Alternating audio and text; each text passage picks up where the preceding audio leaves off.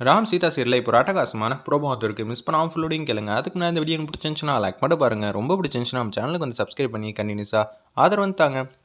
சீதா, நான் ட்ரைனிங் போகிறத நினச்சி உனக்கு எதுவும் கஷ்டம் இல்லையே அப்படின்னு சொல்லி கேட்குறாங்க. சீதா மனசை திறந்து என்னென்ன பிரச்சனை ஏது பிரச்சனை எல்லாமே உனக்கு தெரியும், ஆனால் நீ வாயை திறந்து சொல்லுவியான்னு தான் பார்க்குறேங்கிற மாதிரி யோசிச்சுட்டு இருக்காங்க. அந்த இடத்துல ராம், அப்படியெல்லாம் ஒன்றும் இல்லை, இந்த வீட்டில் இருக்கிற எல்லாரும் என்னை தங்கம் போல தான் பார்த்துட்டு இருப்பாங்க. நம்ம அர்ச்சனா இருக்காங்க, மகா இருக்காங்க, அப்புறம் என்ன கவலை, அவங்க 2 பேர் இருக்கிறது தான் எனக்கு பெரிய பிரச்சனையாகவே இருக்குது. நான் ஒரு வாரம் ட்ரைனிங் செஷன் போனப்பயே அஞ்சலியே வந்து சப்பாத்திலாம் தூக்கி எறிஞ்சு ரொம்ப கஷ்டப்படுத்திட்டா. இப்போ 3 மாதம் ட்ரைனிங் செஷன், இப்போ என்ன நடக்க போகுதுன்னு ஒன்றும் புரியலங்கிற மாதிரி யோசிக்கிறாங்க. அந்த இடத்துல நம்ம ராம், சமாளிச்சிரியா அப்படின்னு சொல்கிறாங்க. சமாளிச்சிருவோம் பாஸ், இருந்தாலும் கொஞ்சம் கஷ்டமாக தான் இருக்குது உங்களை பிரிஞ்சிருக்கிறது.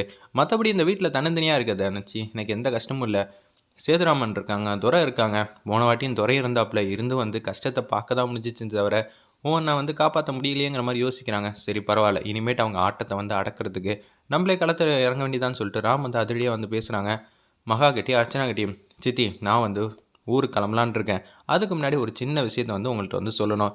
சீதாவுக்கு ஏதாவது ஒரு பிரச்சனைன்னு வச்சுக்கோங்களேன், எனக்கு எவ்வளோ பெரிய எக்ஸாம் எவ்வளோ பெரிய ட்ரைனிங் முக்கியமான இதுவாக இருந்தாலும் அந்த செஷனை முடித்தாதான் ஐபிஎஸ் ஆக வேண்டிய சூழ்நிலை வந்தாலும் சீதாவுக்கு ஒரு சின்ன பிரச்சனைனாலும் நான் இங்கே வந்துடுவேன். அதை மட்டும் ஞாபகத்து வச்சுக்கோங்க. இதே எதுக்கு இப்போ சொல்கிற? ஏய் சீதாவை நான் நல்லா பார்த்துப்பேன்டா ராம், நீ வந்து ஷேர் எழுதி தரலன்னா நான் கோவப்பட மாட்டேன். நீங்கள் எந்த நேரத்தில் என்னென்ன வேலையெல்லாம் பண்ணுவீங்கன்னு எனக்கு தெளிவாக தெரிஞ்சிச்சுங்கிற மாதிரி ராம் வந்து ரொம்ப யோசிச்சுட்டு இருக்காங்க. அந்த இடத்துல சரி சீதா, இனிமேட் பேசுகிறதுக்கு ஒன்றும் இல்லை, அப்படி ஏதாவது சின்ன பிரச்சனைனாலும் சொல்லு, நான் சிட்டா பறந்து ஓடி வந்துடுறேன். பாஸ் நானே இங்கே மற்றவங்களெல்லாம் ஊதி தள்ளிடுவேன். அப்படி இருக்கும்போது நீங்கள் எதுவும் கவலைப்பட வேணாங்கிற மாதிரி ராம்கிட்ட வந்து பாசிட்டிவாக வந்து பேசுகிறாங்க. 2 பேரும் வந்து நைட்டு வந்து நிம்மதியாக வந்து தூங்குறாங்க. பாட்டு பாட சொல்கிறாங்க. நம்ம சீதாவையும் ராமையும் மாறி மாறி பாட்டு பாடிட்டு இருக்காங்க. இனிமேட்டு நீங்கள் இல்லாமல் நான் எப்படி வந்து தன்னந்தனியாக இருப்பேங்கிற மாதிரி யோசிச்சுட்டு இருக்காங்க. அடுத்த நாள் காலையில் பொழுது வந்துச்சு. ராம் மாட்டுக்கு வந்து ஊருக்கு வந்து கிளம்புறாங்க. டாட்டா காட்டுறாங்க. சீதா 2-3 நாள் வந்து அப்படியே சூப்பராக வந்து சர்வே ஆகிறாங்க. எந்த பிரச்சனையும் பண்ணல. ஏன் இப்போ நம்ம எதுவுமே பண்ணாமல் இருக்கோம்னு அர்ச்சனா வந்து கேட்குறாங்க. ராம் தான் ஊரில் இல்லையே, இப்போ ஏதாவது நம்ம சீதா கிட்ட வம்படியாக வம்பளுத்தோன்னா துரை கிட்ட வந்து சொல்லிட்டு போயிருக்கான். நான் எல்லாமே கேட்டுட்டேன், ஏதாவது பிரச்சனைனா சொல்லுங்கள். எனக்கு ஐபிஎஸை விட சீதா தான் எனக்கு ரொம்ப முக்கியம். ஏன்னா ஏதோ ஒரு விஷயத்தை வந்து கண்டுபிடிச்சிருக்காங்க. அதனால தான் உங்ககிட்ட வந்து ஷேர் வந்து எழுதி கொடுக்கலங்கிற மாதிரி அதடியாக வந்து பேசுகிறாங்க. அந்த இடத்துல மகா அப்பன்னு பார்த்து சீதா வந்து ப்ரெக்னெண்ட்டாக இருக்காங்க. வாமிட் எடுத்துக்கிட்டு இருக்காங்க. மகா கண்ணெல்லாம் வந்து பிதுங்கிருச்சுனே சொல்லலாம். என்ன இவ இப்படி வாமிட் எடுத்துக்கிட்டு இருக்கா, டாக்டர்கிட்ட கொண்டு போய் காட்டலான்னு சொல்லி துரை அர்ச்சனா மகா எல்லாரும் வந்து கையை பிடிச்சி பார்த்துட்டு இருக்காங்க. டாக்டர் வந்து செக் பண்ணுறாங்க. எனக்கு ரொம்ப பயமாக இருக்குது, இது என்னமோ அந்த வாந்தியாக இருக்குமோ. அக்கா அப்படியெல்லாம் இருக்க வாய்ப்பு இல்லை, வெயிட் பண்ணி பார்ப்போங்கிற மாதிரி யோசிக்கிறாங்க. அந்த இடத்துல மகாலட்சுமி அப்பன்னு பார்த்து கையை பிடிச்சி தெளிவாக வந்து சொல்லிட்டாங்க, இவங்க ப்ரெக்னெண்ட்டாக இருக்காங்க. அப்படி போடு, ரொம்ப முதல்ல குட்டிராம வந்து இந்த உலகமே வந்து வெல்கம் பண்ண போதுங்கிற மாதிரி சந்தோஷமாக வந்து பேசுகிறாங்க. நம்ம தவிர இந்த விஷயத்தை வந்து பாஸ்கிட்ட ஃபோன் அடித்து சொல்லணும்னு சொல்லிட்டு ராம்கிட்ட வந்து ஃபோன் அடித்து பேசுகிறாங்க. ஒரு நல்ல நியூஸ். என்னது நல்ல நியூஸா? உண்மையிலே நல்ல நியூஸ் தானே? ஆமாம், நீங்கள் அப்பாவை போகிறீங்க. அச்சச்சோ, இந்த மாதிரி நேரத்தில் நான் இல்லாமல் போயிட்டேனே, நான் வேணா ஓடி வந்துட்டா? பாஸ் 3 மாதம் கழிச்சு நீங்கள் வாங்க, நான் பத்திரமா வந்து குட்டிராப்பா பார்த்துக்கிறேன், எதுக்கும் கவலைப்பட வேணாம் அப்படின்னு சொல்லும்போது ரொம்ப ஹாப்பியாக இருக்குன்னு மகா.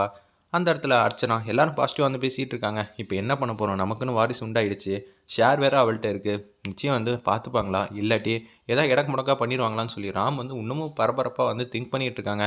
ராம் நீ எதுக்கும் கவலைப்படாமல் ட்ரைனிங் செஷன் வந்து சூப்பராக அட்டன் பண்ண, நாங்கள் பார்த்துக்குறோம் அப்படின்னு சொல்லிடுறாங்க. மீரா கிட்டேயும் சத்யான்ட்டி இந்த விஷயத்த சொன்னோன்னே அவங்களுக்கு வீட்டுக்கு வந்து வெல்கம் பண்ணுறாங்க. அந்த இடத்துல நம்ம சீதாவுக்கு வந்து சர்க்கரையை வந்து போட்டுக்கிட்டு ரொம்ப சூப்பருங்கிற மாதிரி பேசுகிறாங்க. நீங்கள் எப்படி வந்து வாரிசு வந்து பெற்றுக் கொடுக்க போகிறீங்க அப்படின்னு சொன்னோன்னே மீரா வந்து வைக்கப்பட்டு சிரிக்கிறாங்க. இது என்ன நடக்குதுன்னு ஒன்றும் புரியலையே அப்படின்னு சொல்லி மகா அர்ச்சனா திங்க் பண்ணிகிட்டு இருக்கப்ப இதுக்கு ஏதாவது ஒரு வழி இருக்குது, நான் ஒரு சாமியார்கிட்ட கூட்டிகிட்டு போகிறேன்னு சொல்லி அர்ச்சனா வந்து மகாவை சாமியார்கிட்ட கூட்டிகிட்டு போகிற மாதிரி காட்டுறாங்க. பூஜை செஞ்சுட்டு இருக்காங்க.